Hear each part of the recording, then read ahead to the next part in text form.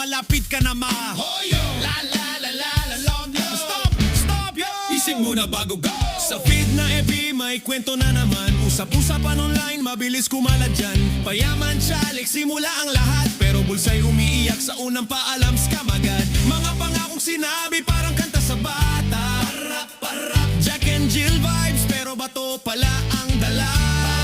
Parap, parap, parap. Isang click, dalawang share. Teka muna, totoo ba yan pare? Hoyo, hoyo. Kulong ka na Norman, o yun niya ay malapit sabi ng chismisan. Gago ka minuto, sabi sa screen pero maraming naloko. Oops, next scene. Si Norman Mangusin ang laman sa balita. Sa memes at comments, halo-halong salita. May hamon na parang laro sa perya. Pero rules ay malabo kaya ingat bata at tita. Ring-a-ring o roses, paikot ang kwento. Sa dulo ng rhyme, laruan ay kumpleto. Matoto ba to? Check mo muna. Safe ba yan? Basahin lahat. Hoyo, hoyo. Kulong ka na Norman, o yun niya ay malapit sabi ng chismisan. Gago ka minuto, bukang bibig palagi. Sa bastos na bunganga kaaway dumarami. If it's too good to be true, I can't take my eyes on you. Hoyo, hoyo. Kulong ka na Norman, donut ka panigurado doon sa kulungan. Iyak-iyak iyong pagsisisihan, iyong pagbabayaran kung hindi mo pinagsisihan. La la la la la la la go. La la la la la la la go. La la la la la la la go. Maoyo ka na ulaong go.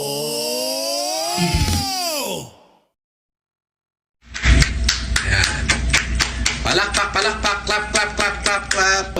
Galingan mo pa! Galingan mo pa, putang ina mo! Alright, mga ka-plastic, and this is me again, Big Sue, right back at it again with another Norman Mangusing content at isang dekalibre at gatas na gatas hanggang ang dugo lumabas ang ating tatalakayin ng ngayong araw na ito o gabi sa inyong lugar. At ang tatalakayin po natin ay ang season 4 ng karugtong ng kanyang serye na kung saan meron siyang exclusive interview. Gumawa rin siya ng sarili niyang interview, mga ka-plastic. Mukhang nainggit siya sa interview ni Baka Gago WhatsApp Man. At meron din siyang sariling interview with the chief and editor ng Gilas Pilipinas na si Danny Simon, mga ka-plastic. So hindi ko alam kung sino itong si Danny Simon sa buhay ni Norman Mangusin.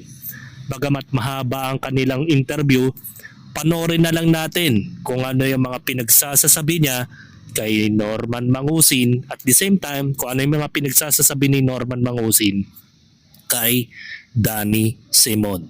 So wag na natin patagalin, mga ka-plastic, panoorin na natin.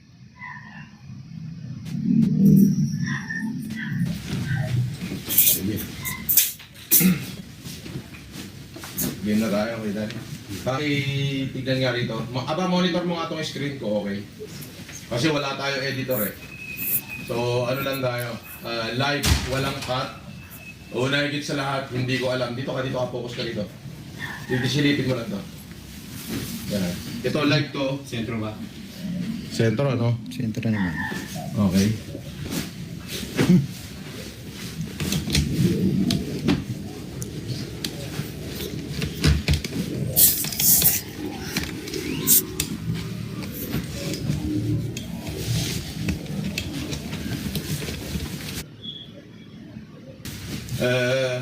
Kuha ko bumbo. Dito. Ano? Yan. Okay na, okay naman. Okay na yung position ko. Pasensya na kayo, ano to? Live, walang cut, hindi ko alam ang questionnaire. Kaya hindi ako katulad nila na nag-e-edit. Kung ano yung tanong, yun ang maging kasagutan. So, actually, this is only my exclusive interview with the Editor-in-Chief of Gilas Pilipinas News, Mr. Danny Simon. Okay, Danny, kumusta? Impromptu to ha? Impromptu. Oo, siya raw ay maraming katanungan sa akin. Napakahirap mong mahuli, kaya napakaswerte ko ngayon.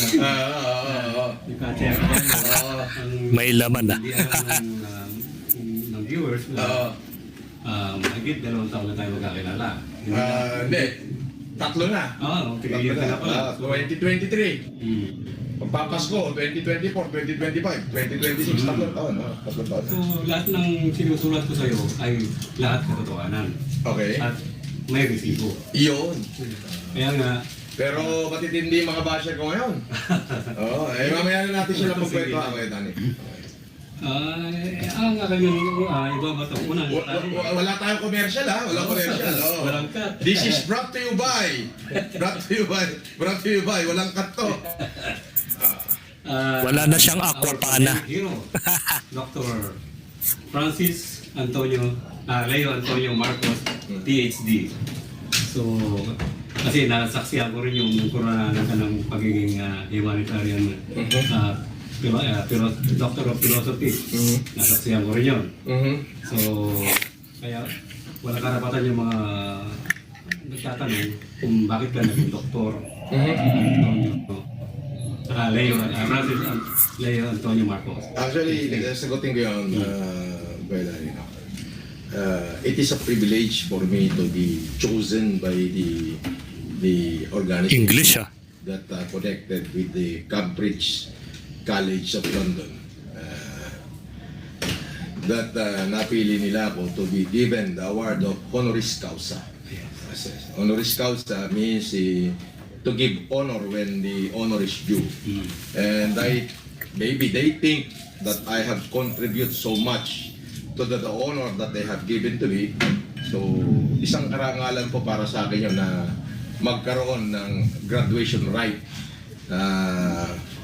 sa isang doctorate degree na iginawad sa akin. At kinangarangan ko po yun na hanggang ngayon hindi ko yun itinatanggi at lalong hindi ko ikinakahiya sapagkat napakabihira lang ho Kuya Danny na mapili ka, maging bahagi ka nung institusyon na yun na ikaw ay bigyan nila ng karangalan.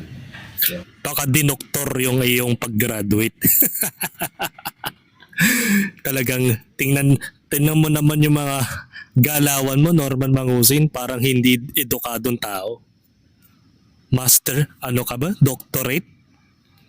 Humanity in Philosophy? Talagang questionin ng mga karamihan yun, mga kaplastic, dahil nga sa mga kinikilos niya. Hindi naman kasi siya totally na well-educated, mga kaplastic. Kaya wag daw questionin, sabi daw ni Danny Simon. Hindi mo lang kasi alam o baka nagbubulag-bulagan ka lang sa mga pinaggagawa nitong taong to. Kaya naman kung makikita nyo sa dulo ng pangalan ko may PhD HC. Honoris causa. Honoris causa. Yes. At yung mga kasama mo doon ay mga Marami po kami, Kuya Danny. Mga merong naging kasabay ko yung Philippine National President ng Eagles Club, marami na mga dekalibring tao rin. sa militar. Opo, mga dekalibring tao. Actually, may mga retired general doon, may police, may abogado, may mga cum laude ng mga university, may professor. Sila yung mga kasabayan ko. At isang karangalan po sa akin na maging kabahagi ng pagtitipon na yan. Academician. Opo. Diba? Opo. So, yung walang question yun. Wala akong question yun? Akala ko may question na yun? Wala, ginandahan ko pa naman yung sagot. Legit yun, legit. Legit ba yun? Okay. So, Champ, nung panahon ng pandemic, pumutok ang sa social media aspeto ng pagtanong sa kapwa. Ang yung pangalan. So, bigat din yung mayaman challenge. So, yun, wala pa yung mga kritiko. Andun ka na sa taas. So, ipaliwanag mo nga kung bakit ka tumutulong nung panahon na yun. Ano Kuya Danny, bata pa lang ako, nung ako'y nagkaisip at naghahanap buhay, ako po Kailan ka nagkaisip? Kahit na, siguro may family, na-involve ako sa pagtulong sa aking mga tao. Kung mapapansin nyo, since 2007 to present, ako ang nag-head ng Optimum Eye Care Program. Diyan nga ako na-demanda. Noong 2009, diyan ako nasampahan ng kaso sa Baguio dahil walang kinita yung mga optical clinic doon. Nakasuhan kami noon ng violation of optometry law. Pero yun naman ho ay dismiss na. At nakita naman nila na unang-una hindi naman ako doktor para i-demanda nila. Ako lang ang nag-lead. I paid the doctors, nagbayad ako ng mga doktor. So matagal na akong tumutulong kay Danny. Ngayon, regarding sa tanong mo, nung pandemic ay siguro nag-isip lang ako ng tama. Medyo naging sarcastic ko lang yung aking pamamaraan. Kasi sabi ko, Panginoon, hindi ko kayang bigyan ng buong Pilipinas. As a private individual, Kala ko ba, kasasabi mo lang noong nakaraan na ikaw ang bumuhay sa buong Pilipinas? Diba ikaw yung nagmamalaki nun? Kakasabi mo lang noong nakarang live stream. Ngayon, inaamin mo ngayon na hindi mo kayang buhayin ng Pilipinas. Hindi ko alam kung ano mga pinagsasasabi mo, Norman Mangusin eh. Ang gulo kasi. Sa bawat kausap mo, may iba kang version. May iba kang testamento sa bawat ini-interview sa'yo. May bawat sinasabi mo araw-araw. Di ba nagmalaki ka? Ikaw ang bumuhay sa Pilipinas nung pandemic. Tapos ngayon, aaminin mo sa sarili mo na hindi mo pala kaya. Nasaan yung katarungan? Katangahan talaga yung mga pinagsasasabi nito, no? Baga parang ewan ko ba kung bakit yung interview niya parang pagbabalik tanaw ba yan? May bala ka bang tumakbo? Ha? my source is limited. Masaya buhay ko nun, masarap. Masarap ang buhay ko. Ang asawa ko, Paldo ka nun eh. hindi naman kaila. I could say the most beautiful woman in the world kasi Crown Miss Universe yun Japan. Now, nabibili ko lahat ng gusto ko. Dumating sa puntong pagkakataon na nagkaroon nga ng lockdown, Kuya Danny, at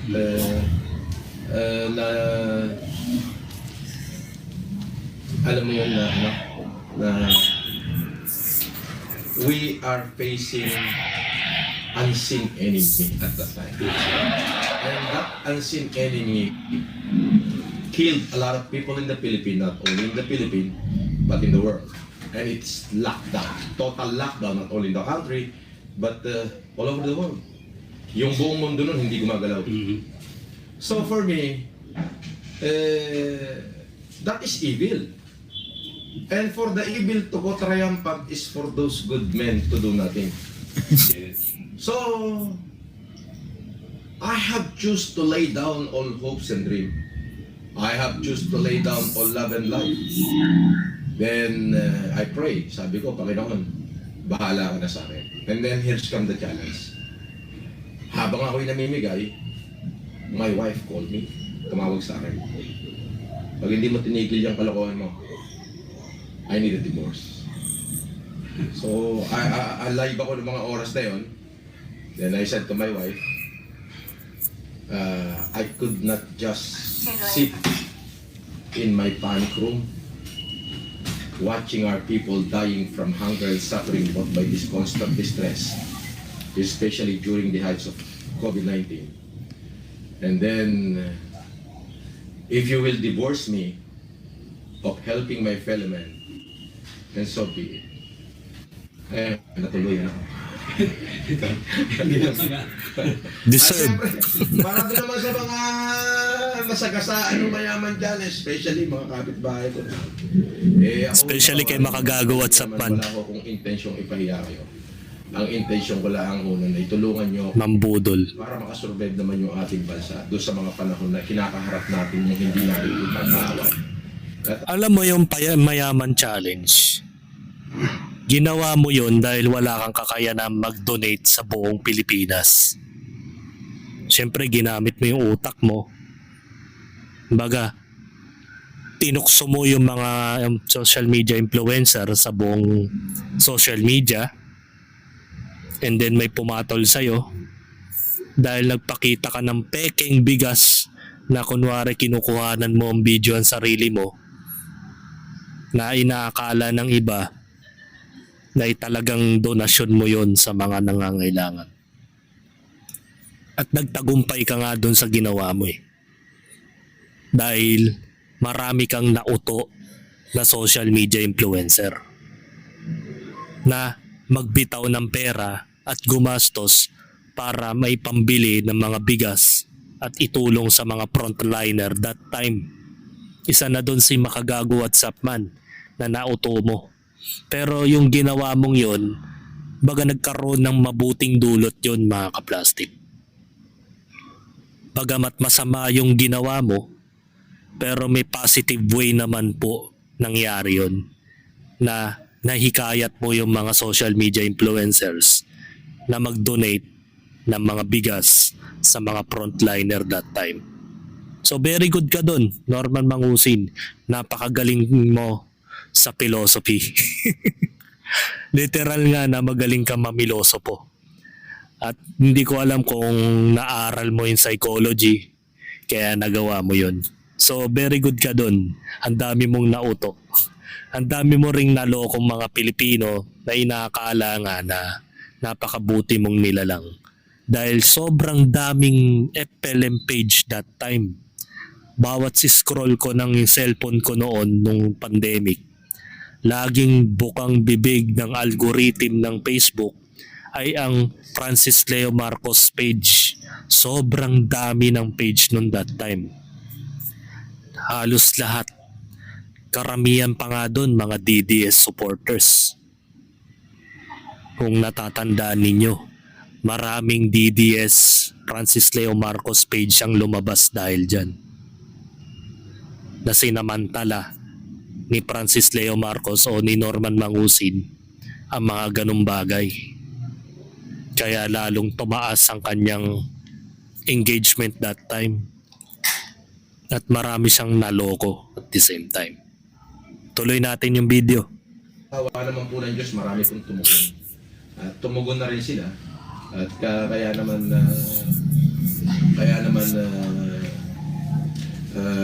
ako'y natutuwa at kahit pa paano nakasurvive yung ating bansa sa ganong chaos. Yun nga lang, may consequences.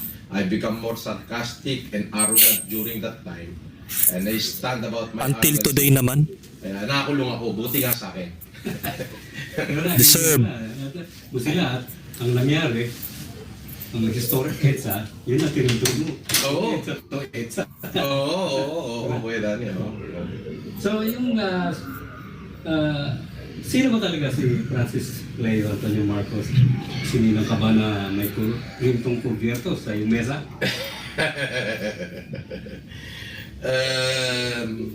Born with a golden... Kuya Danny, Golden unahin na lang muna shit. natin yung root ng aking ina. Ang aking ina po ay si Remedios Baking Antonio. Siya po ay nag-iisang anak. Nag-iisa as in the only one na anak ni Jose Antonio ng Bulacan. Si Jose Antonio po ay anak, lahi po sila ni Don Isabelo Antonio. So mga Don ho talaga yan. Kung makikita nyo po sa Bulacan, sa may gawing Baluarte, Binuangan, merong isang isla dito, ang pangalan ay Pariahan. Hindi, Isla Pariahan, isla yon. Meron hong malaking plaisdaan dyan na tinatawag na komunidad. O yun yung tinatawag na plaisdaan na manahan ng mga Antonio. Manahan ng mga Antonio. So, meron po ngayon doon yung lumang bahay ni Don Isabelo Antonio ay eskwelahan na ngayon doon sa Pariahan. Si Jose Antonio po ay may mga kapatid. Si Emilio Mar Antonio. Yung Emilio Mar Antonio Sr. po, siya po yung haring Balagtasan. Oo, pwede nyo pong i-research yan. Parang tula. Kung si Francisco Balagtas ay Prince of Poetry. Prince, si Emilio Mar Antonio ang hari. Kumbaga si Francisco Balagtas, Prince of Poetry. Pero si Emilio Mar Antonio, siya po ang tinaguriang hari ng Balagtasan. Yung kanya hong anak na si Santiago ay ninong ko. Yung pangalawa ay si Tito Emer Emilio Antonio Jr. Siya po ang naging executive director ng Center for Research and Communication at isa sa mga founding father o isa sa mga associate din ng University of Asia and the Pacific. So yan po yung background ng aking ina ng mga Antonio.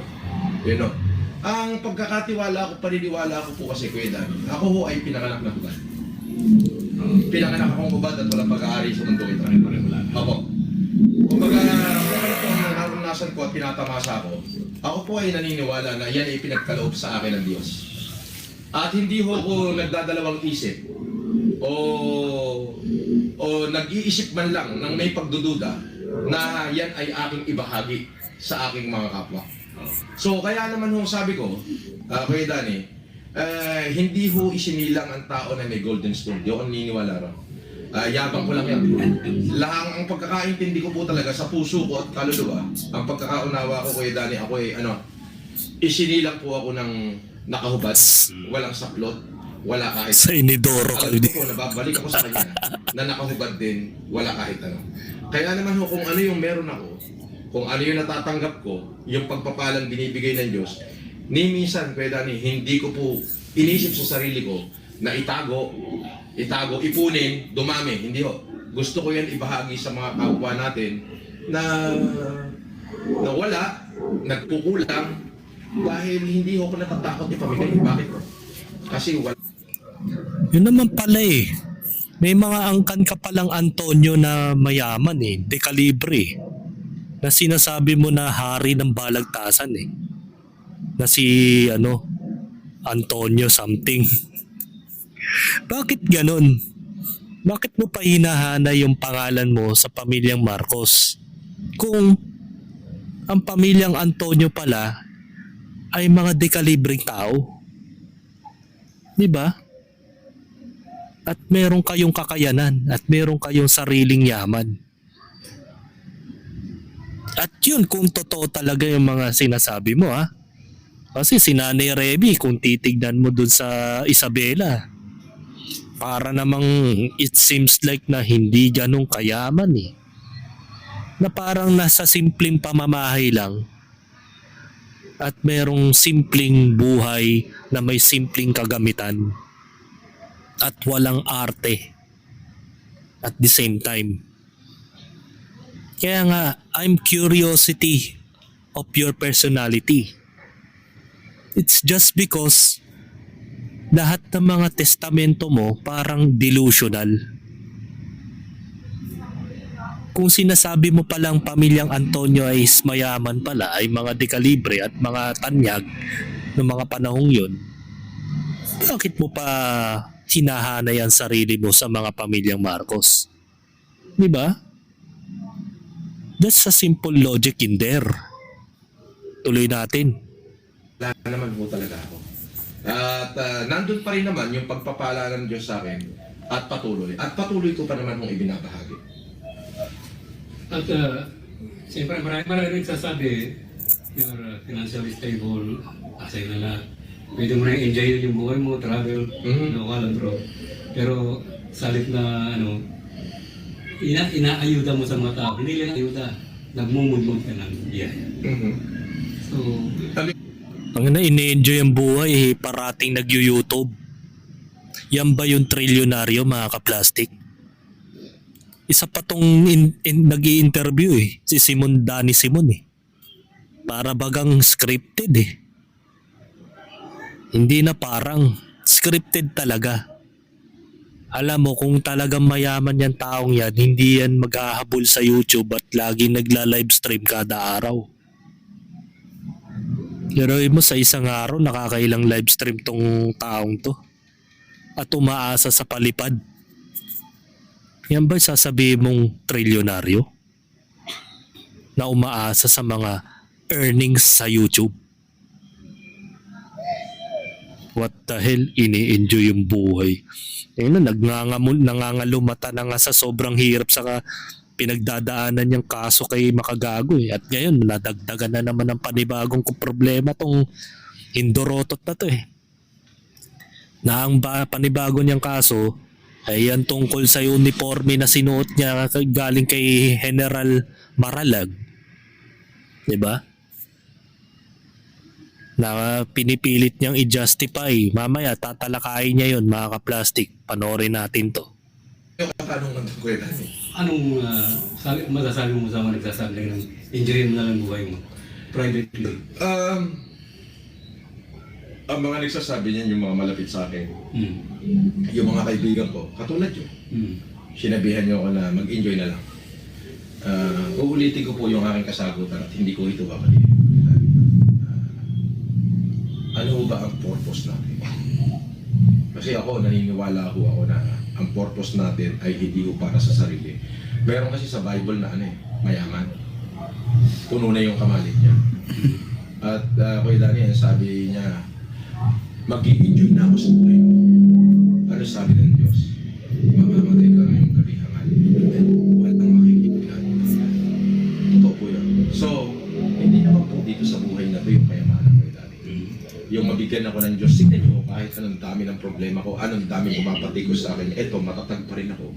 Sapagkat nandoon pa rin ho yung paniniwala sa akin ng iba, talagang nakakakilala sa akin, na ang isang FLM o Norman o kung sino man yan, ay hindi lang ho bukas palad, kundi binuksan niya ng kanyang puso at ang kanyang buong pagkatao para sa mga nangangailangan. Ay, ano po yung sagot ako yan?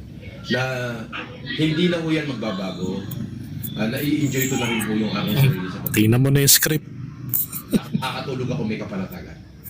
Sumama ang loob mo na ikaw ay napunta sa Hoyo, sinasabi ng Hoyo, dahil sa pagtulong. Hindi po. Nung nakulong ako kay Dani, marami ko natutunan. At sinabi ko, Panginoon, mangyari po ang kagustuhan mo, wag ang kagustuhan ko. Nawala ko sa akin lahat, halos. Nawala yung yaman ko, naupos ko kay Dani. Kung alam mo lang, nag-iisa lang. Ayan o, kasasabi lang niya, nawala yung mga yaman niya dahil nakulong siya. Diba? Sa palagay mo mga ka-plastic, ang trilyonaryong tao mauubusan ng pera dahil lang nakulong siya. Think about it. Think about it mga ka-plastic. Kung gagamitan niyo po ng logic, kung ikaw ay trilyonaryo, mauubos ba ang pera mo kapag nakulong ka? Malamang sa malamang hindi. Niloloko na lang tayo na itong taon to eh. Yung mga interview niya, parang hindi niya pinag-isipan din yung mga sinagot niya. Kasasabi lang niya, nung nakulong daw siya, naubos yung mga yaman niya. Meron bang ganun? Kalokohan yun mga ka-plastic. Ibig sabihin nun, yung mga yaman niya sa YouTube naubos, yung mga earnings niya, yung mga palipad, yung mga donasyon ng mga OFW yung naloko niya that time, naubos yun dahil sa kaso. Di ba kung matatandaan nyo, nagmamakaawa siya nun doon sa wiretapping na conversation nila ni Yamatan at ng iba pang mga kasamahan niya sa social media na nagmamakaawa siya dahil wala siyang pampiyansa, na natutulog na lang daw siya sa inidoro. Yan yung mga panahon na talagang literal na naghirap siya. Saan ka makakakitang trilyonaryong nilalang ay naubos yung pera dahil nakulong? Diba? Parang kalokohan yung mga testamento niya. Nauhuli rin siya sa sarili niyang bibig mga ka-plastic eh. Tanga-tanga. Ako ng pandemic, wala akong kakilala kahit isang OFW katulad nung ibinabato nila. Nung bago kumakulong, yung 6 na lockdown, March 15, nagsimulang mag-lockdown, April 30, isang lockdown yun. April 1 to April 15, dalawang lockdown. April 15 to April 30, tatlong lockdown. May 1 to May 15, 5 lockdown. May 15 to May 30, 6 na lockdown. Doon sa malapit na yung pang matapos yung 6 na lockdown, ako na may pinuntahan ng NBI at sinabing ako may warrant of arrest na anti-optometry law, ako naman ay sumama at pagdating ko rin nga, ang daming nakitang mga kaso-kaso ko daw, ay ako lang po nag-iisa noon. Tapos sasagutin ko na rin yung mga binabato sa akin na yun daw pinimigay ko yung pera ng OFW, ay hindi po totoo yun. Nung ako po ay nakakulong, meron pong grupo ng mga Pilipino na nagtuloy ng aking ginagawa. Opo. At doon ko nakita Yung 14 vloggers yun. Sa akin.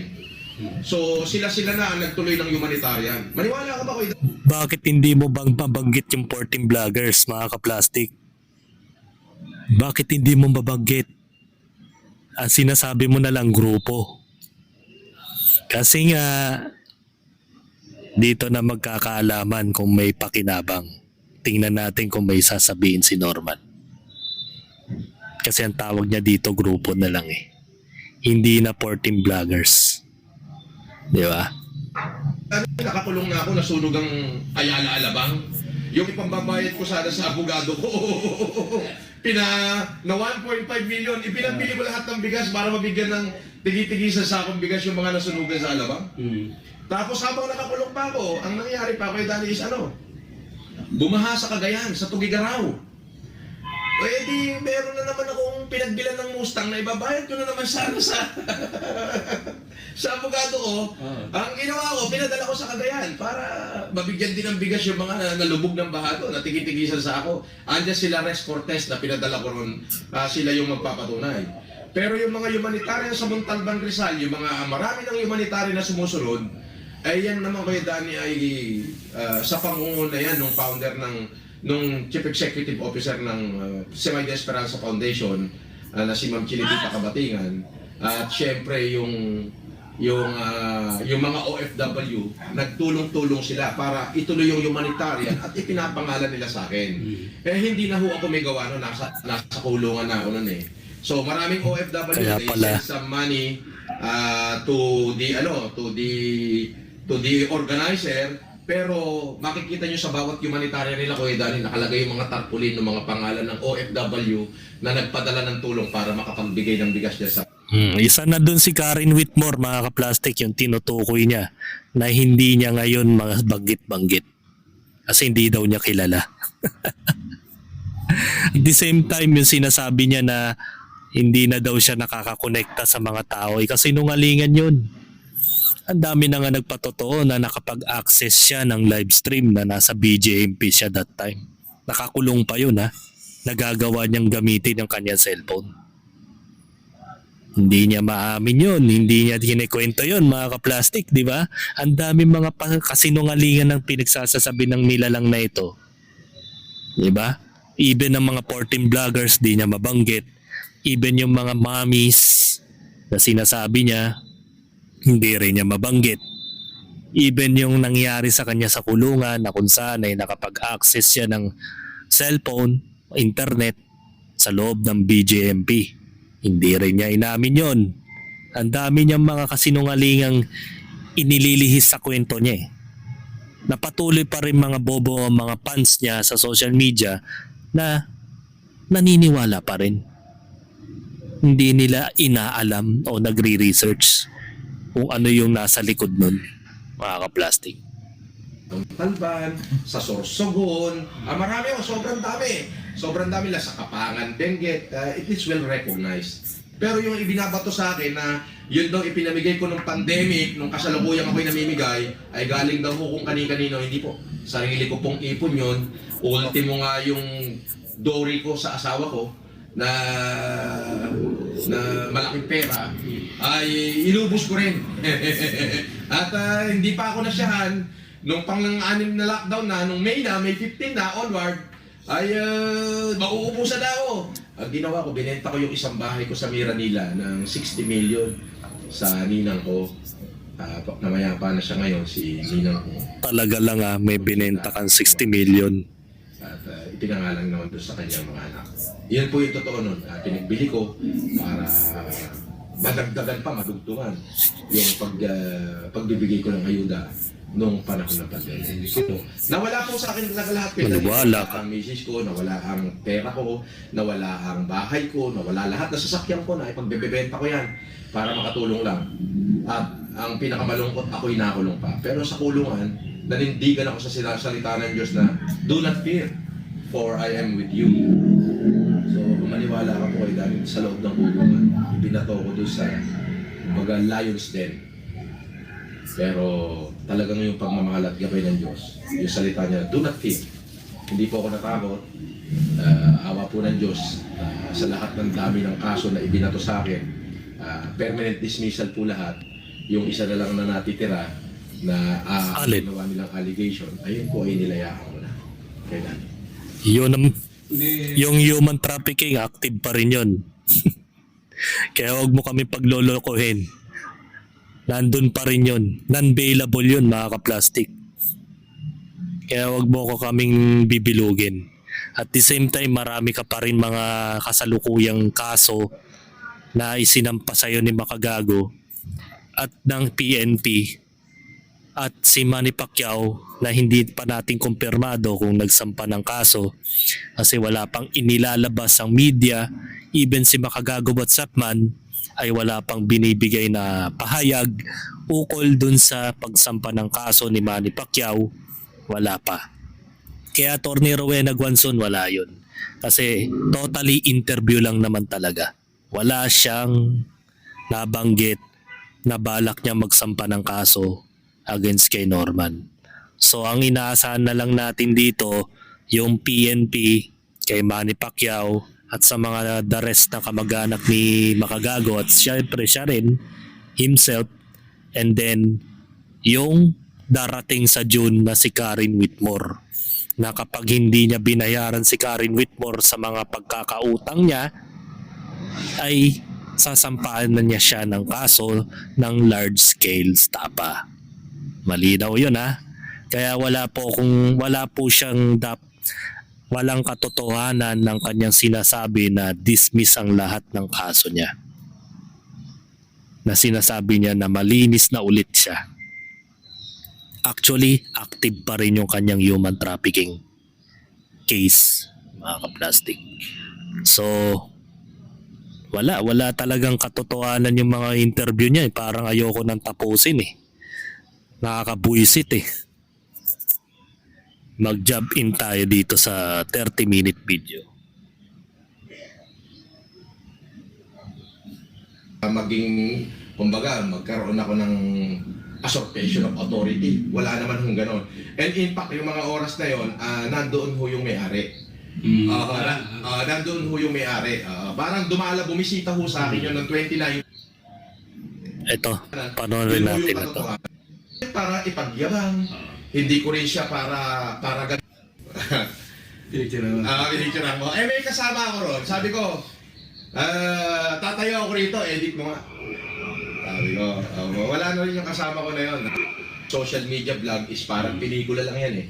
Baga, influencer ako, parang pelikula lang. Entertainment, oo. So, kasi noong 2019, pwede ako pwede magkamali. Enero yun. Mga January, hindi ako sure, 23, 24, or 25 na January 2019. Walang taon na. Kasi January of 2019. Di yung buong 2019, isang taon na yun. Kasi January nangyari eh. 2019, 2020, 2021, 2022, 2023, 2024, 2025, 2026. Walang taon na ho eh. Kumbaga, nakita ko yon, dumating yung si Tony, si General nga. Noon, hindi pa siya General noon, kumbaga Colonel pa lang. Dala yung kanyang na nakahangin. May mannequin doon. Sinuot niya, ginanon niya, ipinatong niya doon sa mannequin na nakaganon. Bit-bit niya kasi, wala siya hanger pala, wala siya bit-bit niyang ganon. Bumaba siya sa sasakyan niya. Doon kasi pagpasok ko sa pintuan ng bahay ko, may 3 mannequin. Na usually, kung makikita mo lahat ng mga Amerikana ko, personal yung Amerikana ko, gawa ng Kingsmen. Lahat ng ng Amerikana ko, made by Kingsmen, may pangalan ko yung Francis. Sikat yung Kingsman. Hindi po yun nabibili lang. Pakitaan kita ng sample. Kingsmen, pakikitaan kita. Kinsman mo mukha mo.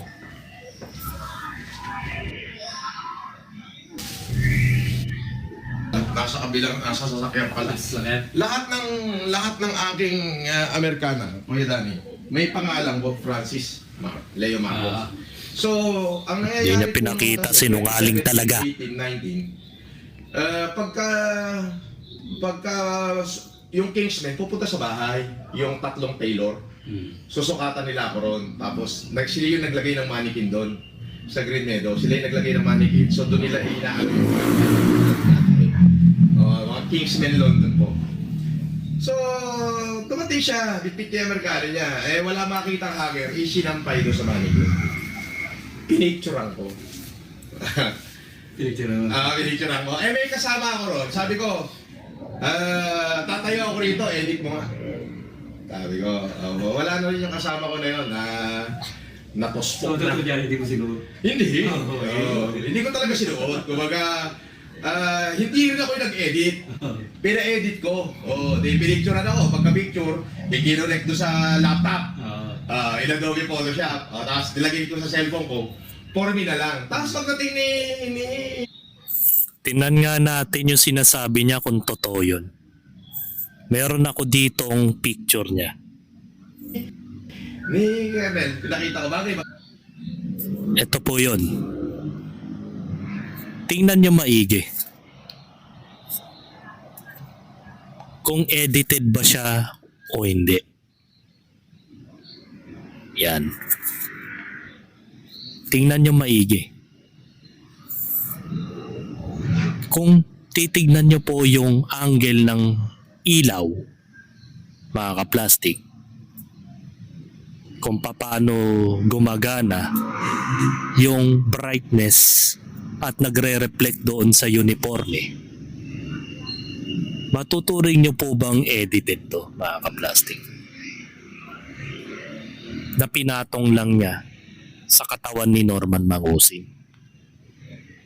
Yan. Halos pit na pit, mga kaplastik eh. Tsaka sobrang galing naman ng pagkaka-edit niya. Diba? Bagamat sinasabi niya dito sa testamento na ito, mga kaplastik, na that was 2019 pa ito nangyari. 8 years ago. 2019, 2020, 21, 22, 23. Oh, 8 years nga.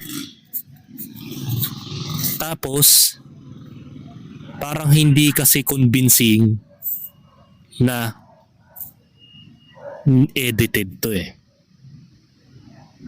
Kasi yung brightness kasi ng itsura ni Norman dito sa bandang kaliwa, nag-reflect din yung brightness ng uniforme na ikinainino naman po ng kanang bahagi. So, kayo na po mangusga, mga kaplastik, kung edited o hindi. Diba? Kalokohan talaga itong mga pinagsasasabi ni Norman, mga kaplastik. Wala naman talagang nasabing totoo to sa buong buhay niya. Diba? Yun. Panindigan mo na lang yung kasinungalingan mo. Pero hindi ko lang sure kung uurong yung PNP Napolcom sa kanya. Since naglabas kasi ng official statement daw tong si Norman na Tagalog at pang grade 2 yung kanyang mga katwiran, na hindi man lang inayos at pinaghandaan. Kaya hindi kumbinsido yung Napolcom sa kanya.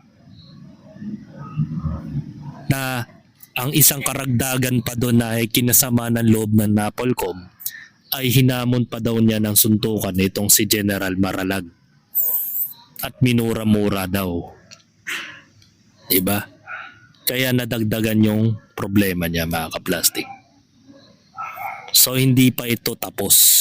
Malalaman na lang natin yan kung talagang kumbinsido ang Napolcom sa mga sinasabi niya dito sa interview. Ito lang, itong interview na to, nalintik na interview na yan. Sa akin, sabi niya, hindi siya, nakatangala akong ganun eh.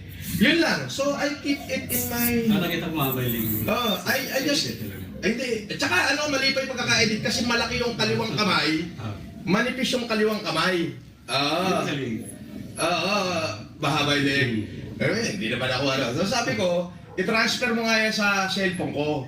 Sinave ko na sa iCloud. Kaya kahit magpalit ako ng cellphone, pagka, di ba, binigyan, kasi ako, nakaplan po ako kay Danny, yung tatlong number ko, Oo. naka-platinum plan yan. So, yung cellphone ko galing mismo sa Globe, libre. So, pag nagpalit ako ng phone, ililipat ko lang yung iCloud ko, lahat ng litrato papasok na rito. Oo, malilipat na. I-delete ko naman siya ngayon. So one time, nagla-live ako, for entertainment lang naman yung live ko. Wala naman akong harm. Hindi ko naman yan sinuot, tapos naglakad sa kalsada. Hindi ko naman yan pinost sa profile picture ko. Hindi ko naman pinagmalakayan. Kung baga pinakita ko lang na kasi may hinahanap ako litrato. I see. Nakita. Nakakamiss lang, sinuot ko sa bahay. Kunyari, sinuot ko lang sa bahay. Pero ganun pa man, kahit naman sabihin natin sinuot ko sa bahay, hindi ko naman ginamit para ipagyabang. Hindi ko rin siya para gamitin para... Oh. Wala naman hong ganun kay Danny. So, So inaamin mo na sinuot mo talaga. Kasi kasasabi mo na lang di ba? Ulitin natin. kahit naman sabihin natin sinuot ko sa bahay, hindi ko naman ginamit para ipagyabang. Hindi ko rin diba? siya... At kahit sinuot mo naman sa bahay, ay hindi mo naman ginamit para ipagyabang. So inamin mo nga na sinuot mo. Di bobo ka rin. Parehas kayo nagkaaruba. Yung mga opinion, bandang uli, inamin din. Scammer ka rin mag-explanation no? Sasabihin mo, inedited. Tapos ngayon, ito yung maririnig namin. Kunyari, sinuot ko lang sa bahay. Pero ganun pa man, kahit naman sabihin natin sinuot ko sa bahay, hindi ko naman ginamit para ipagyabang. Hindi ko rin siya para... diba? para Linaw. Malinaw na Polcom na inaamin na rin niya na sinuot niya. Pero hindi naman niya pinagyabang sa labas. Pero pinicturan mo pa rin. Diba? Pinicturan mo pa rin yung sarili mo. Mabuti na lang talaga tanga ka at pinicturan mo yung sarili mo. Kung hindi mo pinicturan, matalino ka. Okay lang na suot-suotin mo yan. Nagbaliw-baliwan ka sa loob ng bahay ni Maralag. Kunwari, general ka. O kernel pa, kung ano man tawag doon. That time. Pero inamin mo pa rin na sinuot mo. Diba? Hindi mo nga alam pinagyabang sa labas. Yun ang sinasabi niyang edited daw. Diyos ko naman, Norman, mag-i-explica ka lang, mali pa. So inamin mo nga. So inamin mo nga na ginamit mo talaga. Diyos ko, Norman, panibago na namang silip ito sa kaso mo. At lalong tumibay yung mga patunay ng Napolcom sa'yo. Diba? Napatunayan na nga ng Napolcom. You will said in that way na sinuot mo nga pero di mo naman pinagyabang sa labas. O, diba? gamitin para manakot. Wala naman hong ganun kay Danny. So, ang sa akin lang is, yun ang katotohanan, yun ho yung katotohanan talaga. Na yan po ay hindi para ipagyabang ko, para maging, kumbaga, magkaroon ako ng usurpation of authority. Wala naman hong ganun. And in fact, yung Pero ang totoo, real talk to, Norman, sinuot mo ba talaga? Kasi sinabi mo rin naman Pero hindi mo naman nilabas para ipagyabang. Diba? Huwag na nating paligoy-ligoy, wala na tayong plastikan dito. Sinabi mo na huli na huli ka na sa salita mo. oras na yon, nandoon ho yung may-ari. Nandoon ho yung may-ari. Parang bumisita ho sa akin yun ng 2019 dahil nga nagbigay ako ng invitation dahil ikakasal ako ng July. Yun ho yung totoo nun, dahil ikakasal ako ng July kay Mayo, nagpadala ako ng maraming invitation. So isa ho sila. sa binigyan ko ng invitation. Kaya nung napadaan doon at dumalaw sa akin, maghapon yata, tapos umalis na. Pero nakita niya, sabi ko, oh, sir, ayos ba? Sabi niya, nakatingala. Hindi. Paano na? Ito, in-edit sa... Actually, yung laptop nga pala yung pinakita ko ron. Sabi ko, ayos ba? Sabi niya, hindi bagay. Sabi niya, hindi bagay. So, yun naman ho. Yun ang katotohanan nun. At nung nakita nila, i-screenshot nila, pinalaki. Pinalaki. O, akala po tuloy ng kapulisan na binabastos ko yung kapulisan. Wala akong katotohanan yun, kay Danny. Yun ho ay... Hindi mo sinunod. Hindi ho, at saka hindi ko gagawin. Kung ako'y kakasuhan nila doon, bakit di nila ho kasuhan yung mga gumagamit sa TV, sa pelikula, ang dami-dami niyan. O pati sa eskwelahan, minsan pinapractice na gamitin yan. Yung sa akin ho, Mahanap ka na naman ng justification sa sarili mo. Na po common na ginagamit sa mga pelikula, teleserye, even sa mga eskwelahan, ay para mo na rin sinasabi na bakit sila nagagawa nila suotin ang uniforme ng kapulisan. Pero sa'yo, bawal. So para mo na nga rin inamin. 'Di ba? Inamin mo na nga.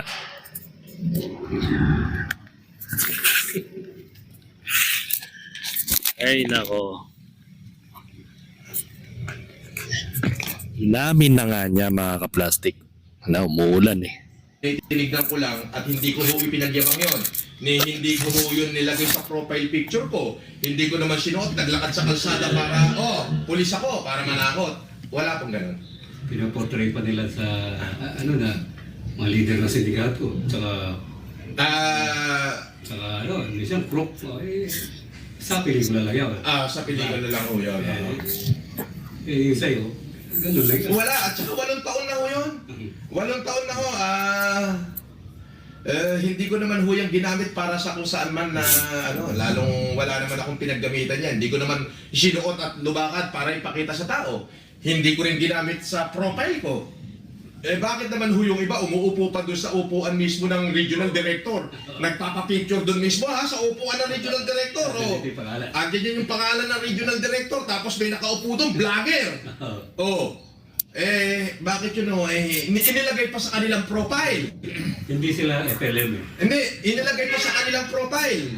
Bakit naman hindi ho kastiguhin yun? Kasi umupo ka doon sa upuan ng isang general. Andyan yung pangalan. Ba't yun hindi nila kastiguhin? Samantalang yun sa akin, 8 taon na ko yung litrato na yun, na nagkataon lang na na-scroll ko, nakita ko, sinuot ko sa bahay, nakakamiss lang. Wala naman ako sinabi, nag-i-entertain lang ako ng mga audience ko nagkataon pa lang may basher doon, nakakanap talaga ng mali. Kaya dahil hindi ko ugaling magpaliwanag kahit kanino. Kasi sabi ko, nanindigan ako sa isang prinsipyo na I never explain myself to any whom or to anyone. Yes. Because the people who likes me does not need my explanation. And the people who dislike me don't believe for a million of explanation. Kaya nga, yung sa mga nakarinig sa mga sinabi mo, siguro matatawa nila. Hindi na ho ko umaasa ron, Kuya Danny. Ang sa akin is, tinanong mo ko, pwede ba akong magbigay ng eksklusibong panayam. So, eksklusibo lang ho ito. Hindi ako magpapa-interview kahit kanino. Sasagutin ko lang ho ng may katotohanan. Ng buong paniniwala at buong katapatan. Yung mga katanungan. May isa pa yung estudyante ng Cagayan State University. Estudyante ng Cagayan State University. Ganito ako kay Danny. Pumunta ko ng Cagayan hindi ko pwede magkamali is pumunta ako ng huling araw ng Enero. Pinuntahan ko si Mayor, si Marlene Taguinod, at saka si Vice Mayor. Mga ninong at ninang ko po sila. Tinanong nila sa akin yung kung tuloy ba yung tao ng humanitarian ko sa Peña Blanca. Sabi ko, opo, tuloy po. Opo. At sabi ko, Ninang, di ba adapted siya na ako rito? Opo. Sabi ko, may nabasa kasi ko ngayon na may bumabastos sa akin. Nagtanong muna ako sa abogado ron. Sabi ko, attorney, may nabasa ako ngayon. Ngayon lang, noong mga oras na nasa Cagayan ako. Sabi ko, pwede ba ako magsampa ng kaso rito, dito? Sabi niya, pwede naman. So So, nagsampa talaga ako ng kaso doon. Lalaban doon sa isang basher ko. Sa kanila. Kinasuhan ko doon. So, sabi ko Ninang, dito muna ako ng 15 days. Habang nandito ako, si-set up na natin yung humanitarian ngayong February 25 and 26. Yan ho ay taunan na nagbibigay tayo ng libreng salamin eyeglasses. At yun namang ating mga with disability, yung mga may pilay, bibigyan natin ng libreng wheelchair. At may bonus pa yun. Mamimigay din tayo ng mga smartphone sa mga mapipili nating K-12 student. Nasa na yun? Nasa na yung cellphone na sinasabi mo? Isa na naman budol na pangako yun mga ka-plastic. Kaya nga nagbigay na nga ng warning letter ang CSU sa'yo eh. Kasi nga pag dumarating yung mga estudyante sa'yo on the spot, pinaglalaruan mo yung feelings ng mga estudyante. At pinapaasa mo na bibigyan mo ng maganda o malaking premyo. Pero bandang uli, bibigyan mo lang ng 3,000. O, nasan na yung cellphone na sinasabi mo? Wala nga akong nakita o nahagap sa live stream mo na nagbigay ka talaga ng cellphone sa mga estudyante. Wala, di ba? Wala naman talaga. Sa malaking kasinungalingan nga naman. So hanggang dito na lang ang aking opinion. Sobrang ang dami niyang pinagsasasabing kasinungalingan at hindi ko na ma-reach. Kasi doon pa lang sa sinabi niya about sa uniform ni General Maralag ay parang wala nang katotohanan mga ka-plastic. Sobrang bullshit niya magsalita.